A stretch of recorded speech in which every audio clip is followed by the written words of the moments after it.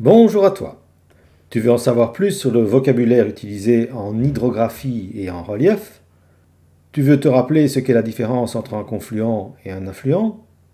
Eh bien voici justement une leçon sur l'hydrographie et le relief. Cette leçon de géographie fait partie des attendus, des savoirs et savoir-faire de 4e et 5e primaire en vue de la réussite du CEB, du CE1D tant qu'il existe et du futur CTC. Voici un cours d'eau, de sa naissance dans les montagnes à sa sortie au niveau de la mer ou de l'océan. D'abord, nous voyons un grand cours d'eau, on peut dire que c'est le principal, celui qui justement va se jeter dans la mer, on l'appelle le fleuve. À droite, il y a un autre cours d'eau plus petit, celui-là se jette dans le fleuve, on l'appelle la rivière, car ce n'est pas le principal. Comme il se jette dans le fleuve, on l'appelle l'affluent, et l'endroit où il rejoint le fleuve est le confluent. Que ce soit le fleuve ou la rivière, tous deux prennent naissance soit à partir de la fonte d'un glacier, soit à partir d'une source, c'est-à-dire un endroit où l'eau va sortir de terre ou de la roche, puis l'eau descend de la montagne.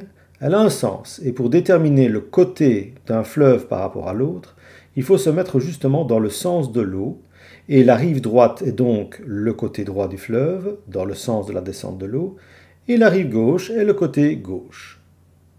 Quand on se trouve à un endroit déterminé du fleuve, pour désigner ce qui se passe du côté d'où vient l'eau, on parle de l'amont, et pour désigner ce qui se passe où va l'eau, on parle de l'aval. L'endroit où arrive le fleuve dans la mer ou l'océan s'appelle l'embouchure. Si maintenant on examine la rivière, on voit qu'elle décrit de nombreuses boucles. Eh bien, une boucle comme celle-ci s'appelle un méandre. Et pour terminer ce vocabulaire, voici un autre schéma qui montre une coupe transversale d'une rivière. On voit que l'eau occupe une place dans un creux de la terre ou de la roche, et cet espace occupé par l'eau est le lit de la rivière. On peut comprendre qu'en été, le lit est plus petit, car il y a moins d'eau. À l'inverse, en hiver, il sera plus important. Si on applique ce vocabulaire sur cette vue aérienne, où l'on reconnaît Namur, sur la Meuse, on peut utiliser le vocabulaire que l'on vient de voir, du moins une partie. On voit le fleuve, qui est bien la Meuse, et la rivière, qui est la Sambre. La Sambre est l'affluent de la Meuse et se jette dans la Meuse au niveau du confluent qui se situe à Namur même. Le sens du déplacement de l'eau est celui-ci, si bien que la rive droite est ici et la rive gauche de l'autre côté. Pour désigner ce qui est l'amont, il faut remonter le cours d'eau, et pour ce qui est de l'aval, il faut descendre le cours d'eau. Pour terminer, on voit que la Sambre décrit un grand méandre qui est cette grande boucle. Le relief, maintenant. Voici un schéma qui représente les différents éléments du relief. Ce qui distingue ces différents éléments, déjà, c'est l'altitude, qui en fait mesure l'élévation par rapport au niveau de la mer. On voit que le point le plus élevé de la montagne, dans ce cas-ci, est situé à plus ou moins 6000 mètres d'altitude.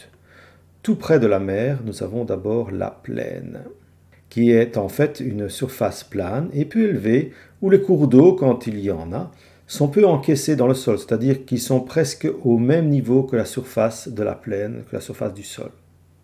Voici un exemple de grande plaine, vu d'un endroit un peu plus élevé, probablement d'un plateau.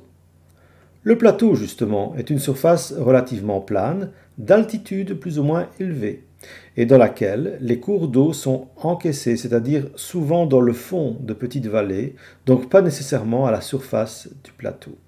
Voici un exemple de plateau rocheux. Puis nous avons la partie la plus haute, la montagne, que l'on peut définir comme étant un relief d'altitude élevée, qui est caractérisé par de fortes dénivellations, c'est-à-dire de forts changements d'altitude.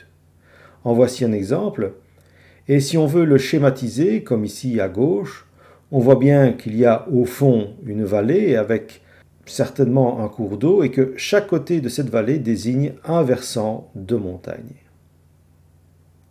Voilà, j'espère que tu as bien compris cette leçon de géographie. À très bientôt pour une nouvelle vidéo.